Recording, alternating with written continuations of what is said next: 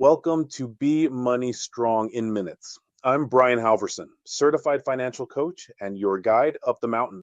And I'm Lorianne.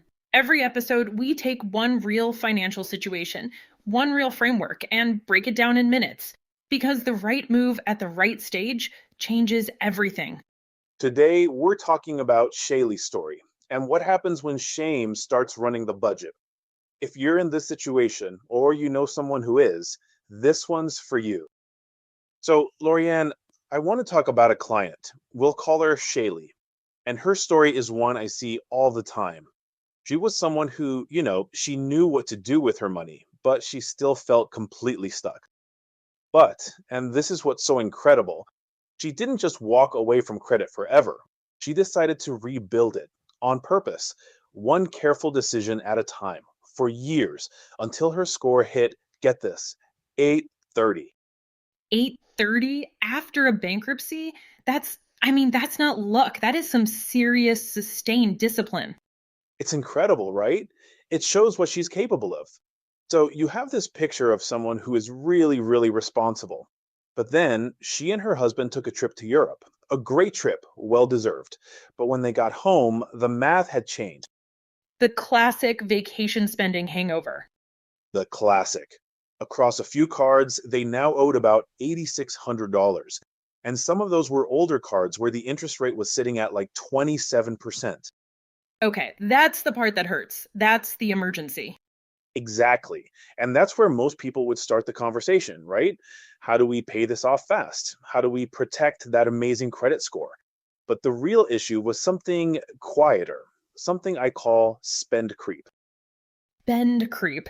Okay, break that down for me because it sounds like they weren't being reckless. They rebuilt from a bankruptcy.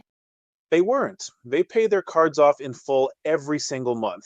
This wasn't a case of just carrying a balance and bleeding interest year after year. The problem was the mechanism of spending itself, The credit card. the credit card. Think about it. When you pay with actual cash, like a $100 bill, your brain does real time math. You feel the weight of it leaving your hand. There's a friction to it. A little sting. A little sting, yeah. And there's actually Harvard research on this. They found that paying with cash literally activates the pain centers in our brains. Yeah, but a credit card swipe or a tap, it does not. It completely removes that friction. And without that friction, spending just drifts upward. Little purchase by little purchase, and suddenly a trip that felt totally reasonable in the moment adds up to $8,600 when you're back home looking at the statement. That makes so much sense. It's too easy. You don't feel it in the same way, so the spending just sort of creeps up on you. That's the word. It creeps.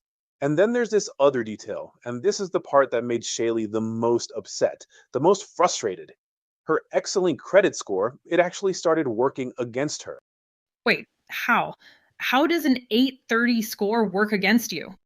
So she called Capital One, right, to ask for a limit increase on a card so she could maybe do a balance transfer, get a lower interest rate. And they turned her down. Oh, so on paper they see that and think she's a risk, like she could go out and max all of that out tomorrow. Exactly. On paper, it made her look overextended, even though her actual behavior was the complete opposite. You can imagine the frustration.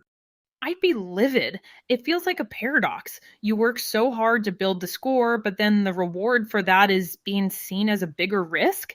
It's maddening. It is. And that moment of frustration, that's the moment I really want to talk about. Because right there, in that feeling, Shaylee had a choice about how to interpret what had just happened. A fork in the road, emotionally. A total fork in the road. She's already fixed this once, right? So, what does it mean that she's staring down new debt anyway? And there are two voices that can answer that question. The first voice is shame. And shame says, see, this just proves who you are. You're just the kind of person this always happens to. No matter what you do, you end up back here. Ouch. That's a verdict on your character. It's not about the debt, it's about you. It's about your identity. And shame doesn't just name the problem, it leads somewhere worse. It leads to avoidance. You've skipped the follow up call. You stop opening the banking app.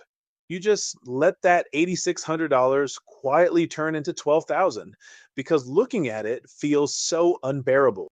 Because looking at it feels like looking at a failure, your own failure.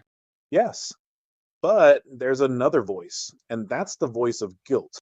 Okay, how is that different? Because they sound similar. They both feel bad.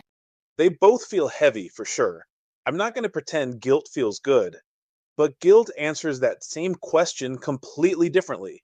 Guilt says, I made some choices under pressure without really meaning to, and now I understand the mechanism of spend creep well enough to catch it next time. Okay, I see the shift. So shame says, I am bad. Guilt says, I did something that didn't work. It's about the action, not the person. You nailed it. That is the entire distinction. Shame is a story about who you are. Guilt is a story about what you did. And because of that, guilt points forward. Shame just sits there and grows. And this is what I told Shaylee that day. The pain she was feeling, that knot in her stomach, it wasn't a punishment she needed to escape from. It was information. Pain as a teacher, not a punishment. Exactly.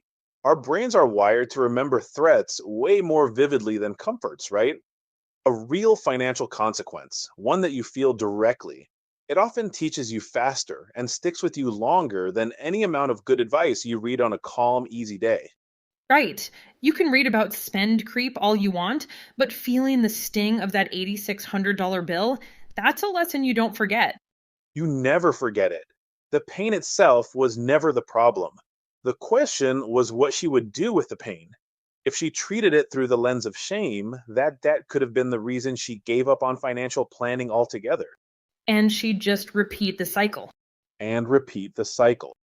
But by treating it through guilt, it became the reason that spend creep finally got a name. It got understood, and it got addressed at the root instead of just being paid off quietly only to happen again next year. It changed everything. It's called a discovery call. Head to bemoneystrong.com/discovery-call to book your free 20-minute call where we figure out exactly where you are on the mountain and what the right moves are from there. No sales pitch, just a real diagnosis built around your numbers. Both links are also in the description. Book the call, take the assessment, or do both. Just take the first step. I'm Brian Halverson. And I'm Morianne. We'll see you on the mountain.